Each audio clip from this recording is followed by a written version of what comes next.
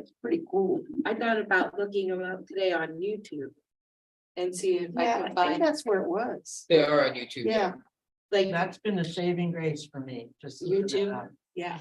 Well, moving really helped me a lot. Oh, really? Yeah, Are you still singing alto or are you doing no tenor? tenor. Okay.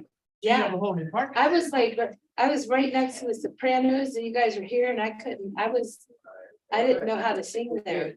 Those Sopranos better pick it up because we. All right, welcome to medieval times. Sometimes called the Dark Ages, but I think we're going to see as we go along that they weren't so dark after all. Not nearly as dark as it looks outside right now. But I'm, Yeah, I need a drummer, don't I? Well, let's ask God's blessing on our time together. Father, we thank you for the great men and women that you have brought into the different circumstances throughout history that have been a light to those around and who have stood for your word. And we pray that as we look at the subject matter tonight, although it's not particularly of a spiritual nature, that we can see how things were progressing in society at that time, and pray you'll teach us something through that. We're thankful that no matter what time period we're in, we know that you're working and that you bring glory to yourself in a lot of different ways. We thank you for that and trust that you will continue to do so in our own time. And we pray that you would use us in that process. Thank you for Jesus, for his becoming incarnate, becoming a man and dying for us and resurrecting so that we can have newness of life in him. Thank you in his name. Amen. We're on page 13 in your notes. Tonight we're going to begin what's called the feudal system. You have heard of that, no doubt. I've heard of this system of economics and government called feudalism. This picture, I think, is a good expression of what life was like through much of the Middle Ages. In the midst of life, we are in death. Lifespan was not long during that time period, and there were a lot of things that could take a person's life. But it's not all misery. There was also joy. There was also satisfaction. The sun did come out day by day, something which we don't often see here in Northeast Ohio, day by day. As we think about feudalism, it is primarily a political system which is organized according to what you see here. I'm sure you've seen charts like this before. It was a new political system that developed when the powerful nobles replaced the weak Carolingian kings. Remember those kings that came in the line of Charles the Great, Charlemagne, and they became weaker and weaker. The mayors of the palace became stronger. Some of those kings were called the do-nothing kings. And as time went on, the nobles stepped into that power vacuum and offered the people protection in return for their services, known as feudalism. This system was the form of government employed in Western Europe from the 9th through the 13th centuries, a long period of time. And that's in Western Europe. If you look at Russia, it went on until the 20th century. During that time, feudalism provided relative order and security. Land was the basis of power and wealth. Land-holding nobles, called lords, which you see on the chart, exercised governing power. At times there was a king, and depending on which time in the or what particular point in the time period, 9th through the 13th centuries, and the location, sometimes there were kings and sometimes there were not. If there was a king, then there were lords, nobles that were under him. If there was not a king, the lords had control of the different political divisions. The supreme lord or king was dependent upon the lesser lords for military aid in return for the use of landed estates, the parcels of land that were known as fiefs, Fiefs, fiefs. So these lords were able to obtain even more land through grants made to them by the king. So the king is in control of a lot of land, and nobles who are pledging themselves to the king will receive different parcels of land, which were called fiefs. The recipient of such an estate became the king's vassal, vassal, or servant. Originally, the land granted to a vassal was for the life of the noble, and then it would be granted to somebody else. But eventually, the fiefs became hereditary. These lands could in turn be partitioned as the king's vassals became lords to their own vassals.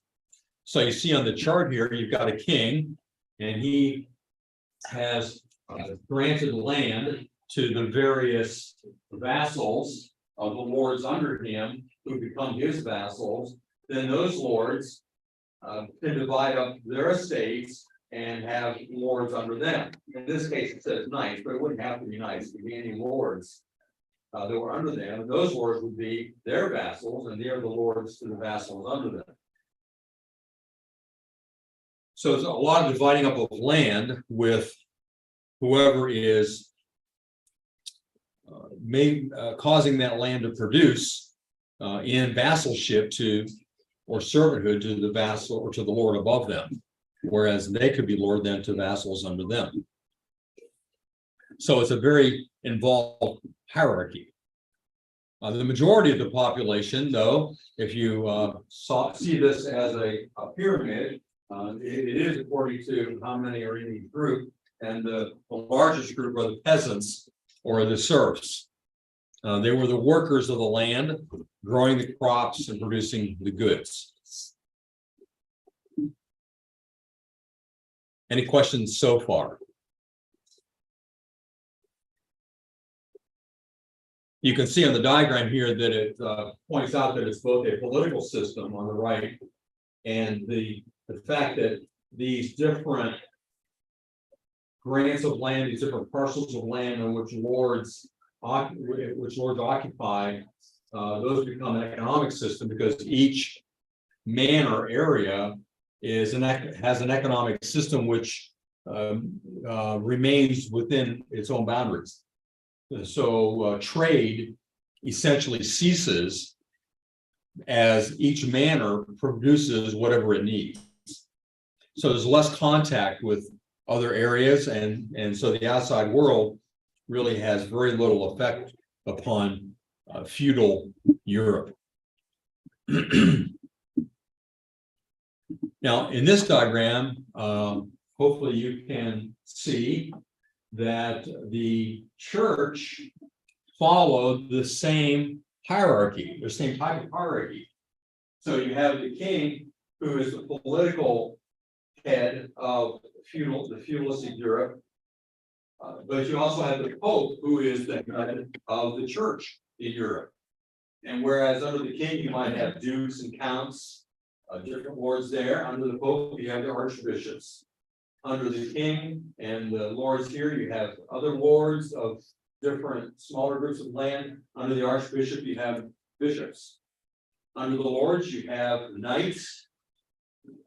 And the church, you have under the bishop, abbots. And in the feudalistic system, you have serfs at the very bottom. And it's not pictured on here, but under the abbots, you would have priests. So the structure is very similar. The way it operates is very similar. You know, it's a head down kind of operation and authority and power.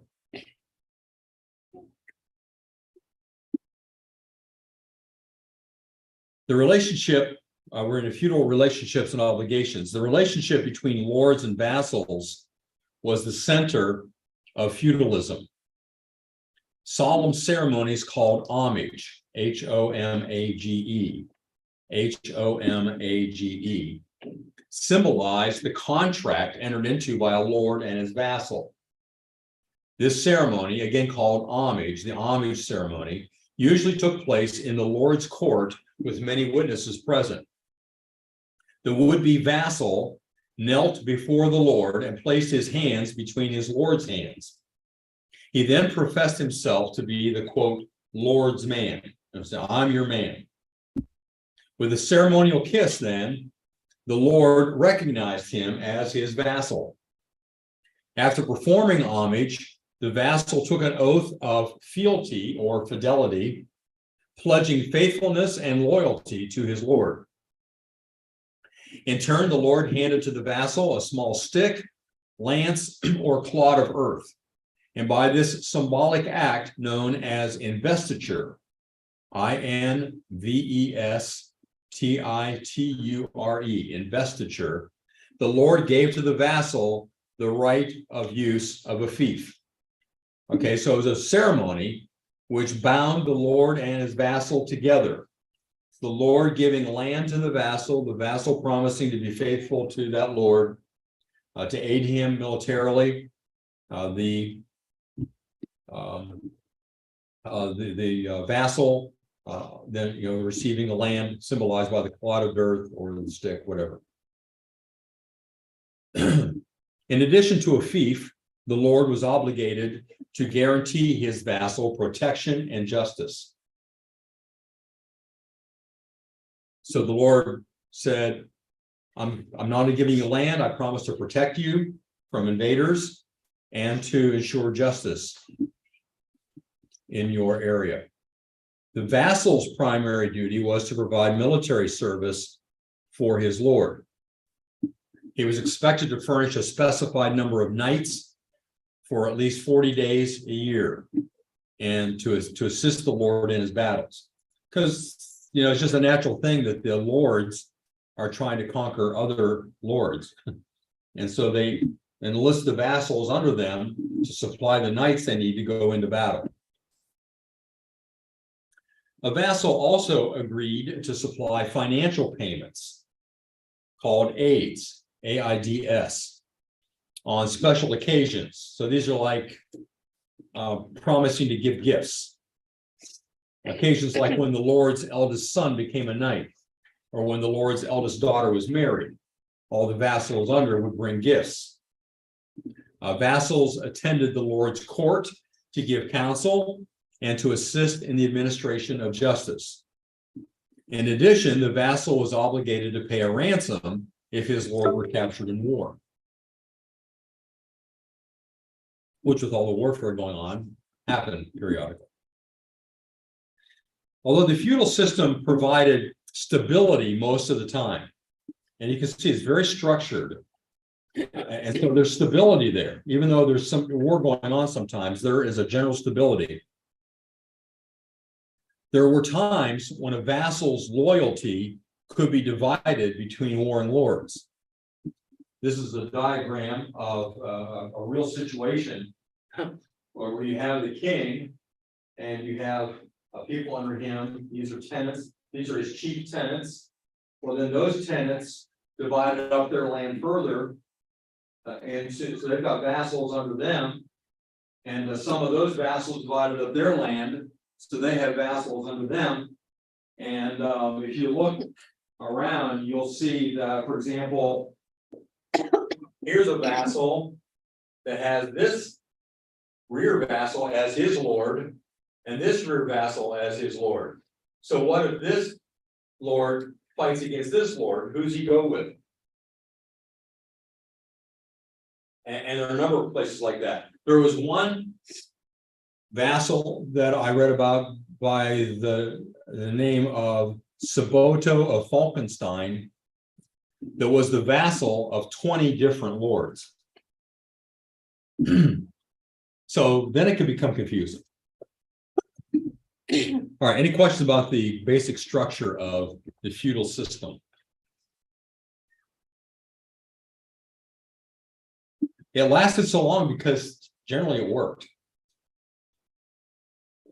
And one of the things that brings about its demise is when some lords some tenants start gathering more and more and warring against other lords to become the king over an area. So they may be using a king to begin with, but by consolidating the lands of other lords in battle, then they can become the king over an area that includes a lot of other vassals under them. It's rent. Like, I don't understand, I guess. The tenant in chief and then they have a vassal, head vassal, is that, Well, yeah. what is, like, what are they doing? Well, they are using the land, it's all land-based. Yeah, So these tenants in chief all got their land from the king. In this case, this is when there is a king. Initially, there aren't too many kings. right, But they've got their land from the king. All right, so look at this guy. So he takes that same land and he assigns it out to this vassal, and this vassal, and this vassal. So it's originally the king's land, but he's now assigned it to 3 different guys who are now vassals to him. He is their lord. so they like grow apples and then they give it to the tenant in chief who give it to the king, is this, and like. Just, Oh, so the responsibility to the, well, yes, this guy is responsible for giving so many crops to the king, right, but he gets them from these his guys who vassals, have to give them so many crops. right, And he's hoping, in the process to get more than what he has to give the king. right, so he can benefit, right? Yeah. But see, look at this, so he's got this guy then divides the land that this one granted him into these vassals. And this one, and this vassal, he's got, So it's like a rental system, but you're working the land or whatever and like paying your due to be there in that way. yeah. Yeah, because there's no money For exchange protection, for protection. you Because, live, yeah, because whoever is over you promises to protect you. right, But how are they doing it? By getting knights from the other vassals. Getting all the, so this is when they would like build like around the area to like. Board it off or something, or they always like, I'm getting out of line. well, but- yeah, we're gonna get to, the next thing we're gonna look at is castles. Okay, And then after that, we're gonna look at the manors, Okay. which are more popular as an area where people would live around a manor, the Lord's Manor. There weren't that many castles really. Castles were primarily built to fend off the Vikings. But all throughout Europe, there were manors. And so each of these guys would have a manor. And would be paying into the one above them who pays into the king. So the king is getting, I mean, you look down here, all these vassals down here are paying into somebody above them. And eventually, it all goes to the king. that's good. It's working up to the king with everybody in between taking a portion for themselves. So is there international trade then through the No. king? They're just, It- it's all in the it name is of here. self-sustaining. And Okay. all the land that the king owns. And it may not be all that much. It's not a whole country at this point. Yeah. It's only part of a country. And But they live richly, the king does. yeah, Yeah, okay, because he's not working. Actually, these guys aren't working either. Because who's working is the serfs. the But you- people but that you- they but you have, gotta keep the serfs going, you gotta make sure that the serfs are provided for. And that on your manor, you're producing whatever tools you need and all those things. okay, So there's a lot of responsibility for each of these guys. But for the people on their own manor, but also whoever's above them. Do they actually have land ownership with it, or can they lose that? They can lose it. In fact, originally, when they were granted a fief, it was only for their lifetime, and then would revert back to whoever was above, whoever they got it from. But over time, that came to be something that their son could inherit. So a fief might be in the possession of a family for generations and generations. But only the oldest son. So there's another problem, if the oldest son gets the fiefdom, then what do the other sons do? they get angry, They might get Yeah. angry, yeah, but a big draw or a large area where they can find usefulness is in the church. So the church is getting a lot of second, third sons who can't get the land unless they can find a way to become a vassal for somebody else, But everything's taken, possibly, it gets yeah, to be there's not slim much there. pickings, yeah. What do they do with it? Is this the Catholic Church? Well, there is only one church, and that's the Roman Catholic Church at this time. So they Yeah. become priests?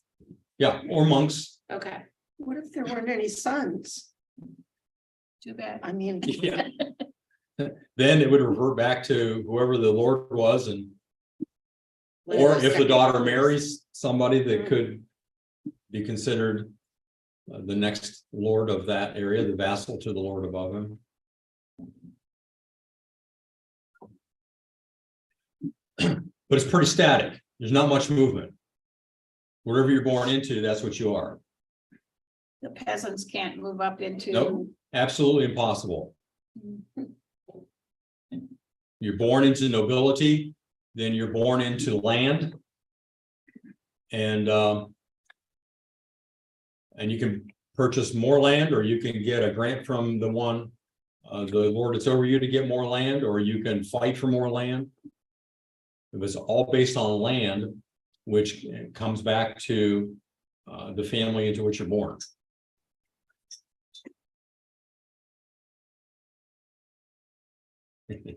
Okay. All right. Now, one of the things that most people think about when they consider the Middle Ages are castles.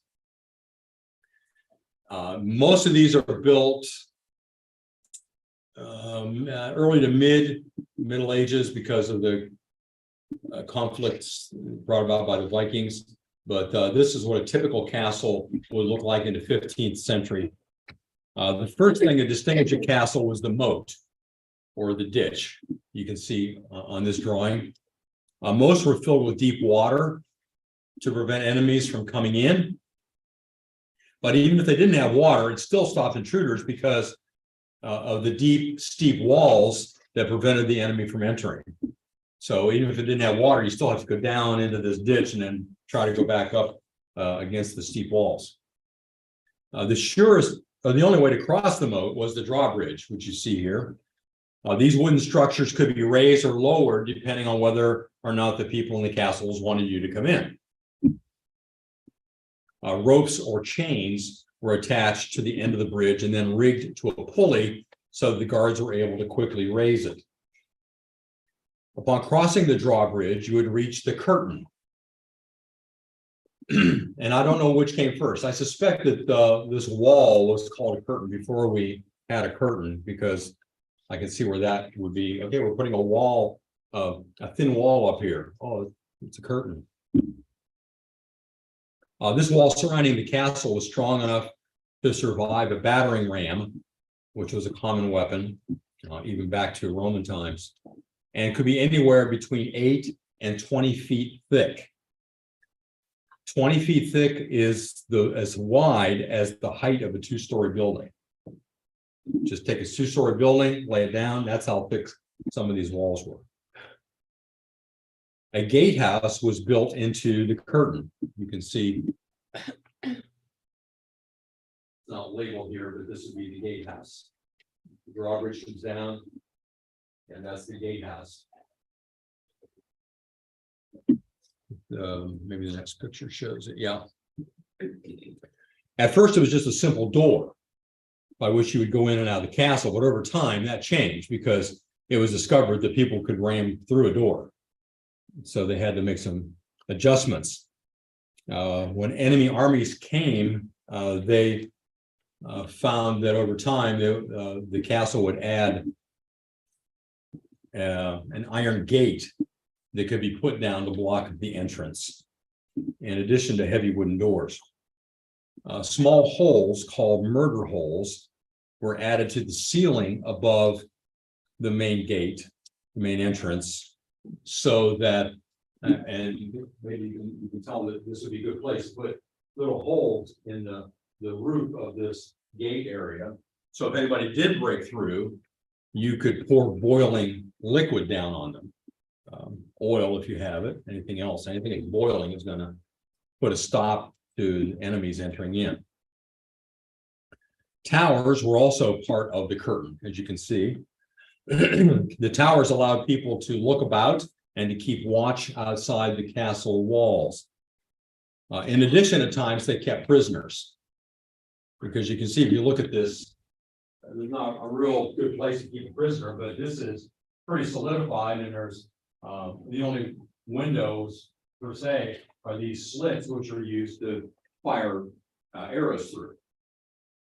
And so they became a place for prisoners.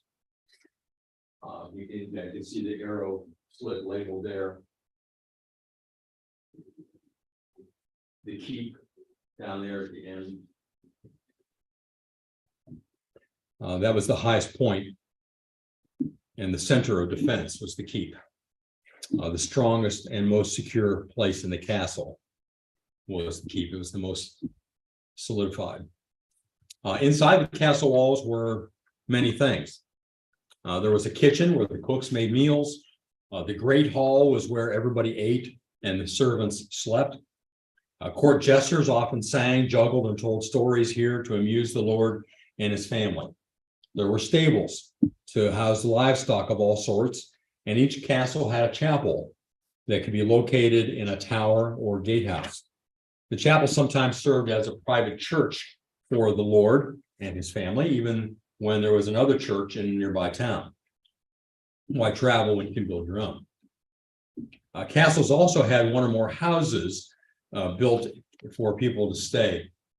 Often there was a lord's house and then one or two others, depending on how many people were living in that particular castle. Let's see, you can see some of that. You can see the chapel there and stables. Some other features. I thought it should, just so you can see a real life look, just some pictures of some castles I took. Here's looking from the outside, obviously. Quite a fortification, difficult to break into. Even the land around the castle is built on a hill. The enemy's got to come up the hill, and much easier to pick off. In fact, these are in England, but in Germany, it was kind of funny as we drove around. It seemed like every time we saw a tall hill, like a little mountain, there'd be a castle there. Most of them, dilapidated, but there were castles quite frequently throughout Germany. Here's another look at that same one. You can see how steep the wall is around and how rugged the terrain is getting to it. Of course, when you're in a situation like this, you don't have a moat. It would be very difficult to build a moat, and you wouldn't need one with that kind of rocky terrain. Here's Cahir Castle. That's inside the castle. And again, if you look at these windows, I don't know if you can tell looking through the window, but it narrows so that nobody can get in or shoot in.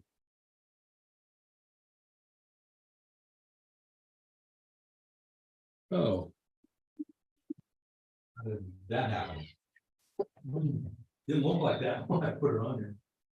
Let's see if there's anything important. Not too much, except this is the gate that you're walking through, and you can see the iron gate that comes down, and interesting operation above it to bring that down.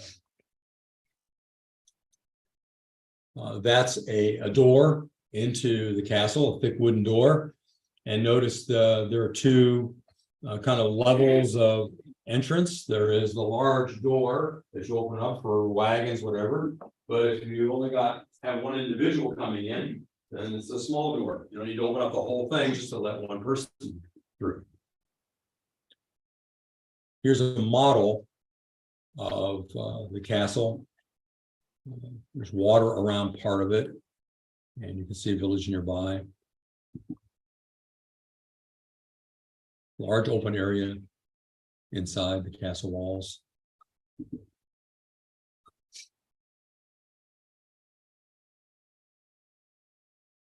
And these look like groups over here. And they're to attack the village there outside the castle. These are steps in the castle. Winding steps, narrow, Usually if you're going up the steps in someplace they're not easy. That's in the courtyard area. Again, that's looking at the outside at a gate. I think this is a different castle. But lots of fortification. How did Yeah. they build all that without the equipment like that we have today? Remember the serfs? They would force them to come and, they had stone quarries that they would get the stones and shape them into the right shapes, and it would take a while, but they were strong fortifications. All right, let's go to the center of life for the nobility. Just 7 basic points here. First of all, the castle was the Lord's home. The Lord's home, if there was the castle, it was his home. Also served as the local jail. Remember, because the Lord is in charge of justice. So if someone needs to be put in jail, it's done there. It's also the site of the local treasury. If you're administering justice, you also you're collecting taxes, whatever. Treasury. Fourthly, it's the armory, so the weapons are stored there. Fifthly, the court is there, having to do with justice. Sixthly, the seat of government. And seventh, it was a fort for defense. So anybody outside the castle walls, if an enemy came, could come into the castle and be protected. Because the castle was built primarily for defensive purposes.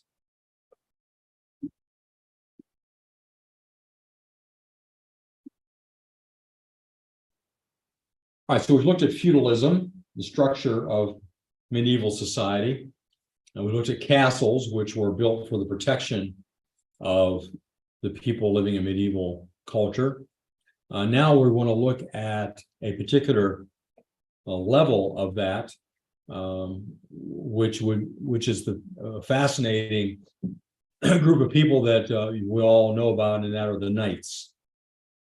So becoming a knight. Now remember, this is not, contrary to what you may have seen on, TV or movies, you're not going to move from a peasant to being a knight ever. These are boys that are born into noble families, and they can strive to become a knight, not guaranteed to them at all. First, you'd have the level of a page. So level 1 is a page. That would be from the age of 7 to mid-teens. As a page, you would be under the care of a knight and receive special training to develop both mind and body. Academic subjects included religion, science, and history. The training of your body would include fencing, horse riding, and hunting with falcons and dogs.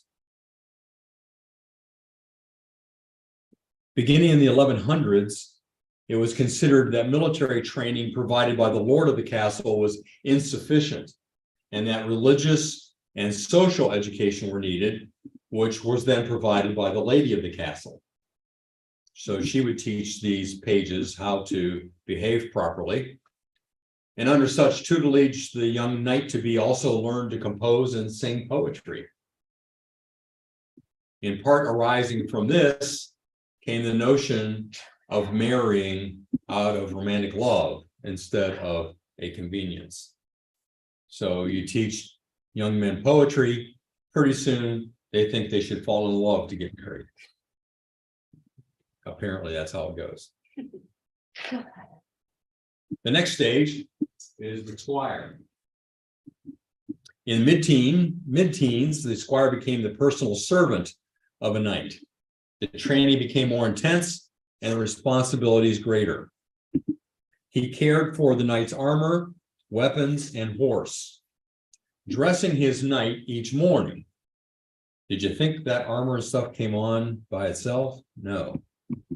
In addition to the armor, just the other things that the knight had to put on, the squire would help to dress him and waited on him, his family, and guests as they ate. So essentially, a squire is a servant to the knight.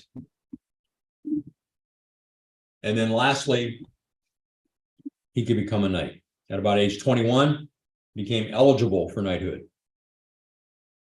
When a special religious ceremony was used, the squire spent the night beforehand praying in front of his armor, which lay on the altar of the church. The ceremony climaxed the next morning when the squire, kneeling before an elder knight or priest, was dubbed or tapped on the shoulders with the flat side of a sword's blade. You've probably seen that enacted in the movies.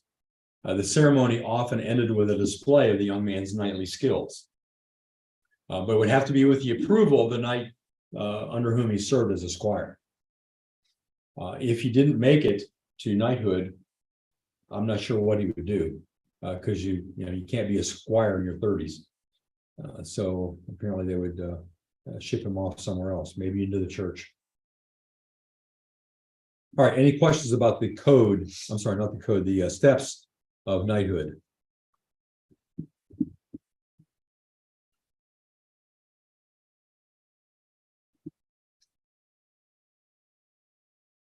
Here's what they wore, the basic components of their armor. There are specific names for different parts, which may or may not be so important. You maybe heard the expression throwing down the gauntlet as challenging somebody. That's the glove. You throw down the glove, that means that you're challenging that person. Greaves are something that were worn by the Spartans as far back as that, and probably before. It was simply something to protect your lower leg. There's the breastplate. The gorget is what protects the neck area. Helmet.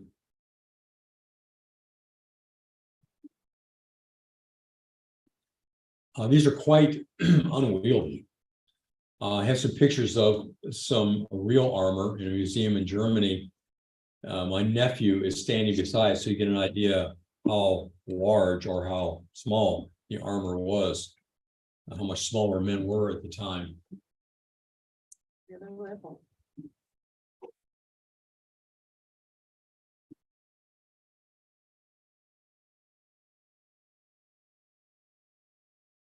Oh, is your nephew? He looks like 15. Yeah, that's about what he was. Yeah. He's much older now. These are weapons. A lot of them look a lot alike, but slight differences in what they will do. As you're trying to stab people or hack them.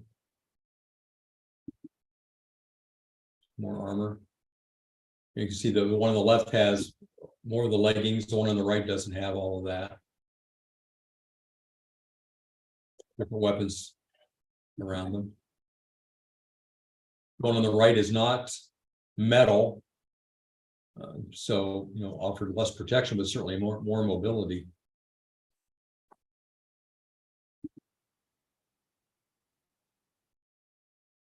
The one on the left is apparently made for a boy. More weapons.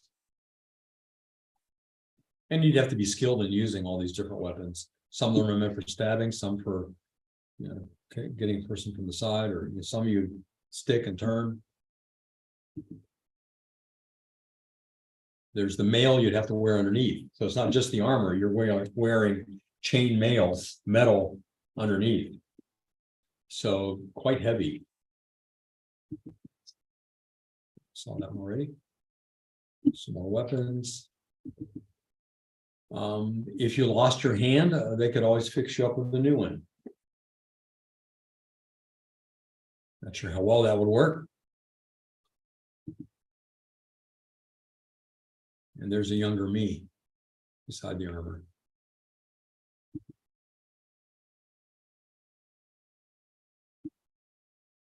Now, what's this? For the horse. Yep, for the horse. The horses wore armor too. And this one was apparently customized. Well, you've probably heard of the word chivalry in relationship to the knights. There was a code of chivalry, and it contained a number of different emphases. The knight promised to live by a strict code of behavior called the Code of Chivalry, from the French for horsemen, closely related to the English cavalry.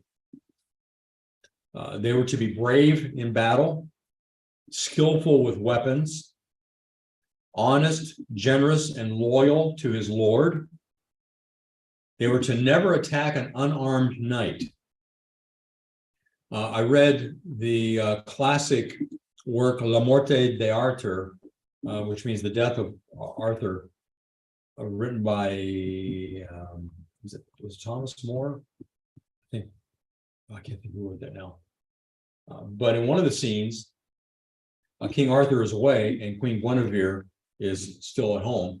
I'm sure you're familiar with those two, Camelot and all that, and you probably heard of Sir Lancelot, who had a crush on Guinevere. So he spent a lot of time with her, even in her own chambers. And there were some other knights that thought that was inappropriate, and so they decided to attack him.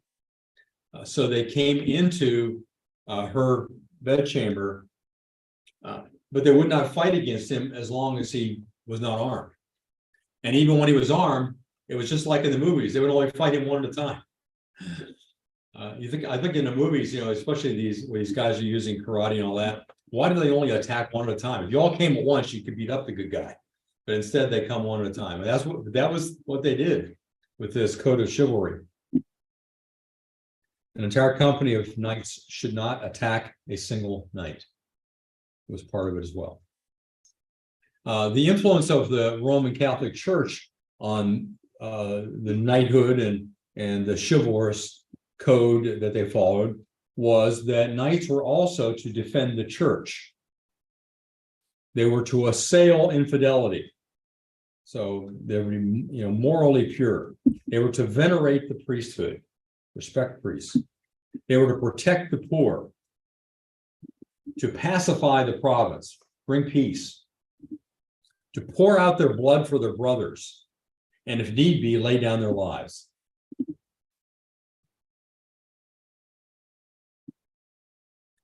Now, there were limitations put upon feudal warfare by the church, and this is interesting.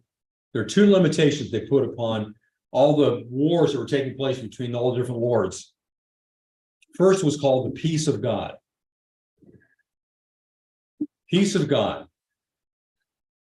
This directive given by the church was that pillage of church property was forbidden and protection to all non-combatants extended. So if you're fighting a war, you're not allowed to steal church property, and you're not allowed to attack people that aren't fighters, that aren't soldiers. Sounds good. And apparently, for the most part, the lords abided by it. The other thing was called Truce of God. I find this particularly interesting. Truce of God. They said fighting is limited to specified weekdays by forbidding combat from Wednesday evening to Monday morning. So that leaves all day Monday, Tuesday, and most of Wednesday. You can fight. And why not just outlaw fighting altogether? But I guess they didn't want to go too far. They wanted to be obeyed in some respect. So the peace of God and the truce of God were limitations on feudal warfare. If you got knights hanging around, you got to keep them sharp. And so you got to have some essentially war games. And so they did that in several different ways through tournaments and jousts. Knights maintained their skills through mock wars called tournaments. So it was a mock war where they would fight each other but not use real swords, use wooden swords or put tips on the end so they wouldn't kill each other, but they would, enact battles basically to keep sharp. Then they also had jousting. Jousting was a competition between two knights on horseback. You've seen that. You go at each other with your lances with a little rail in between. And you try to unseat your opponent. These were friendly competitions, sometimes not friendly. There was also something called a melee.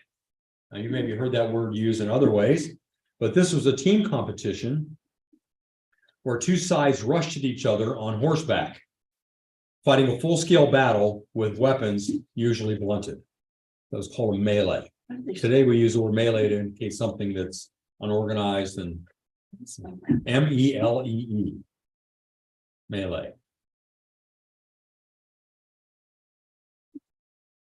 All right, any questions about the knights? And jousting and all that?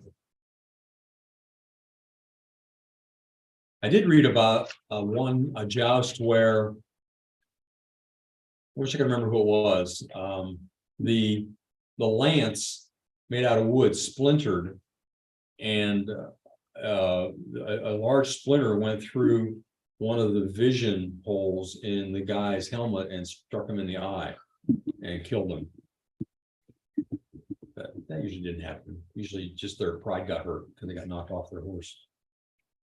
Yeah. Well, in the movie A Knight's Tale with Heath Ledger, they explain that only the truly fearless or stupid would keep their eyes on the target, because most of the guys, to protect their eyes, they would look up so that the slits are protect Good their idea. eyes. But then that doesn't expose their neck. I don't know. I think They the have- armor. They have, yeah, around there. they got that thing, that gibbet or whatever it's called. Yeah. Any other comments? All right, let's go to the manor. This was much more prominent than the castle. The medieval manor. We see the schematic drawing here on the left and another one on the right. Hopefully you can see the different areas as I talk about them. The manor was the center of medieval society. It was a self-contained farming community controlled by a lord and farmed by peasants. So every one of those lords on that previous diagram would have his own manor, peasants working the fields, and then he would have to give some of that to the lord above him, et cetera, et cetera. As I mentioned before, they're self-sufficient. They have their own priest, even their own skilled workers. This led to a further decrease in trade. The diminishing of the size and number of towns, and the rare usage of money. So if you're self-sufficient, you don't need to trade with anybody. You don't need towns, because towns are where people get together to trade, and you don't need money because you've got everything you need right there in the manor. Description of the manor was this: the center was the village. You see the village here, center of the manor.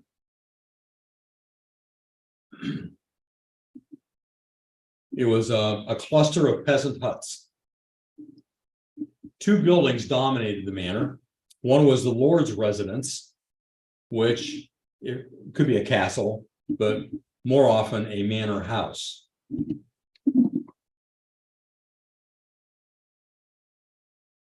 So here's the village. Here's the manor house. The second building would be the village church, which on this diagram is located here. And it's there that they would have worship meetings, any other meetings that needed to be used for court sessions and social gatherings. 1/6 to 1/3 of the arable land was set apart for the Lord. This is called the domain. Demesne, domain. and peasants worked together in the fields. Yeah, I think this one. Yeah, here's the Lord's area. Down here. Partition off. They used a two-field system of farming in the early Middle Ages. Half of the cultivated land was left fallow each year. The next year it would be reversed. So they recognized that if you plant every year, you're going to wear out the soil. So you can see here's the spring planting, autumn planting. Here's the waste, interesting. No, this is fallow, because that was planted last year. This is fallow. That's fallow. Later, they used a three-field system with crop rotation. All right, any questions about what you see on the diagrams here?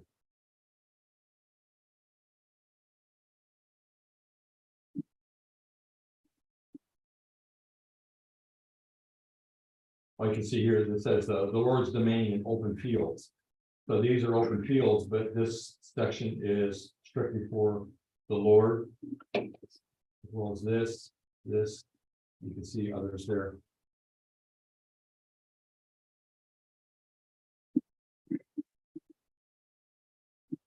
This is a drawing of the life of a manorial village. There's a hunting party here. The ladies riding behind the knights. The castle here with its moat and drawbridge. There are then houses here in the middle, surrounded by a fence. A church. You can see the church. What's that building? There's a mill right here. And either a wine or cider press, possibly to the right of the mill. There's here's a serf using plow with two draft animals. And there's some nets here somewhere. There's, you know, this meant to catch rabbits.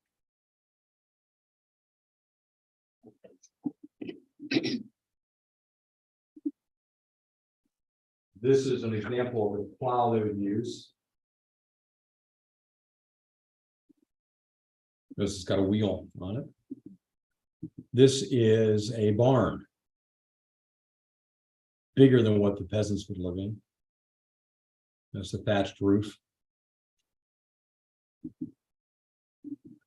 This is a diagram showing, I guess, the division of work, if you will, with the manorial society and the church.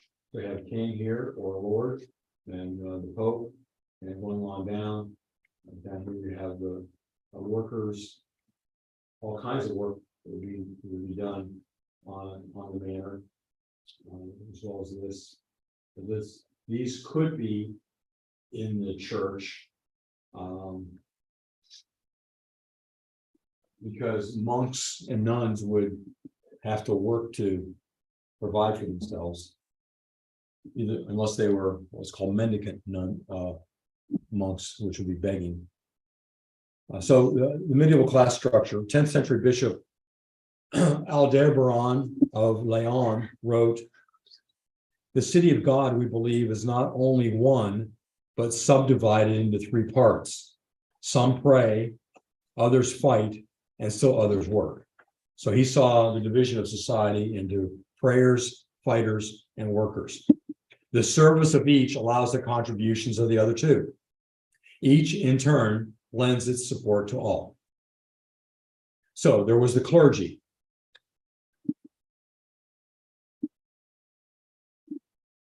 They provided for the religious needs of the villagers.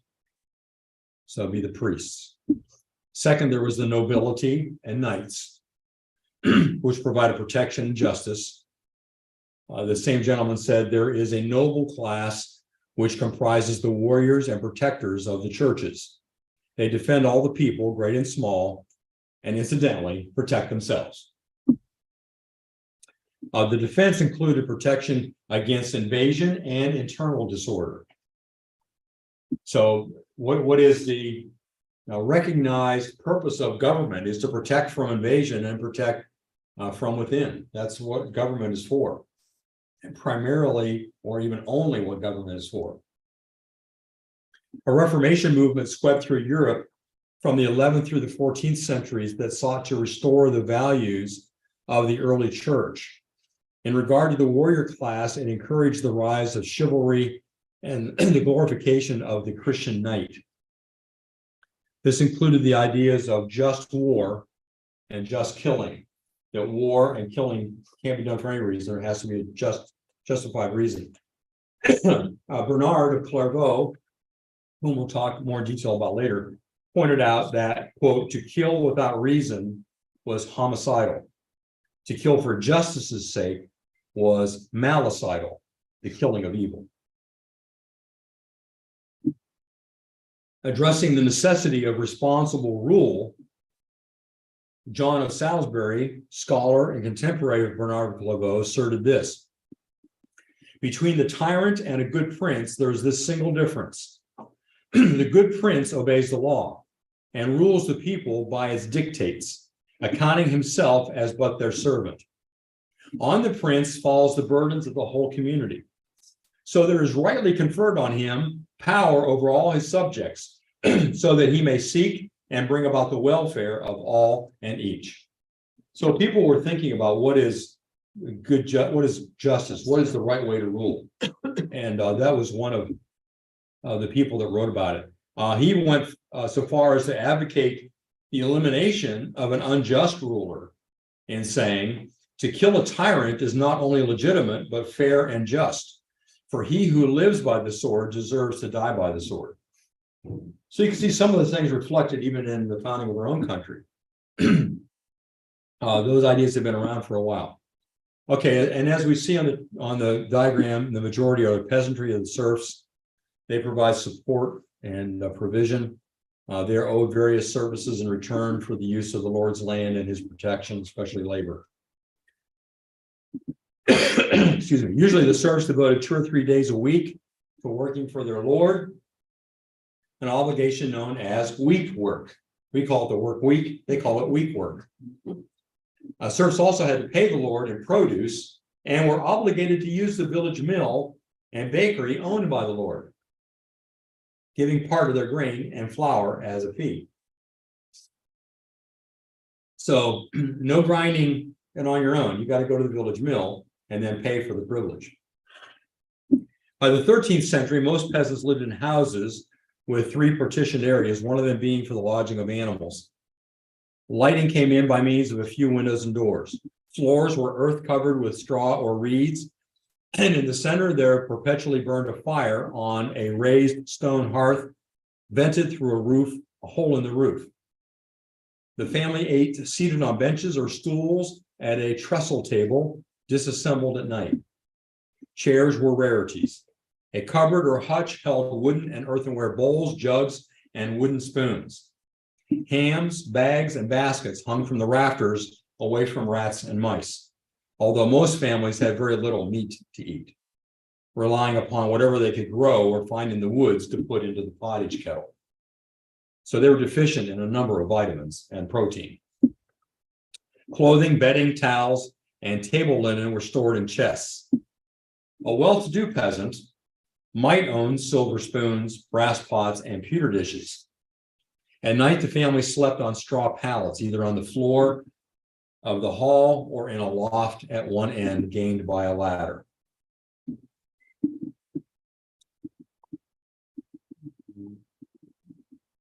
I thought I had pictures of this. Apparently not. Peasant men, I must have done this later too, because I remember putting pictures on of how they looked. Maybe I'll save this description because I know I have pictures later.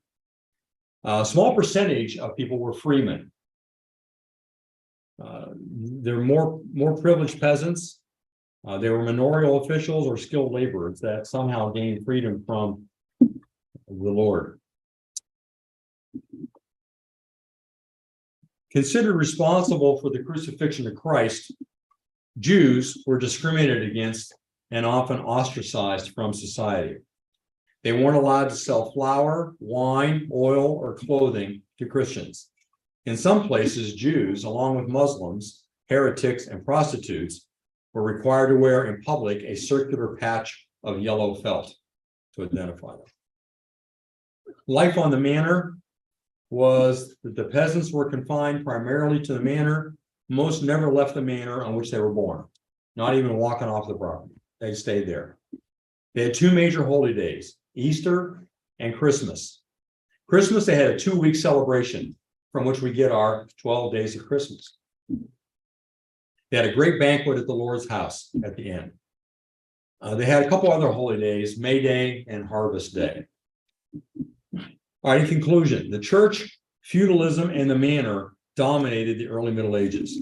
With the exception of Charlemagne's brief empire, this age experienced little political unity. Europe was all divided up. For the most part, Europe was under the strong authority of the Roman Catholic Church. That's the one unifying factor.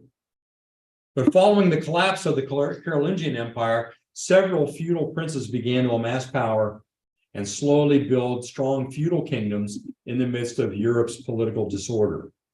These princes would one day rival the Roman Church in influence and openly challenge the authority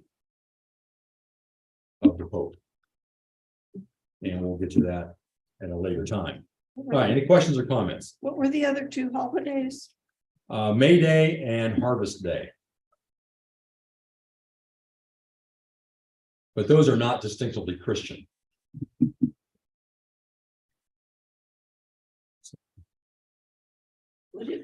Yeah. What years? I see 768 there, but what are the years?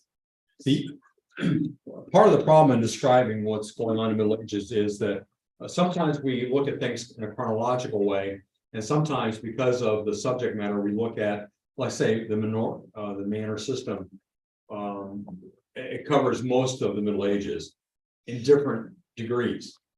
And so some of what we're describing here is something that may have changed slightly over the years, but predominantly stays the same. So whereas some of the things we've talked about, especially in recent weeks, maybe occurred in the 700s, 800s, 900s. We're looking at the manor system. We're looking at something that was true from the 700s through the 1300s, but not always the same.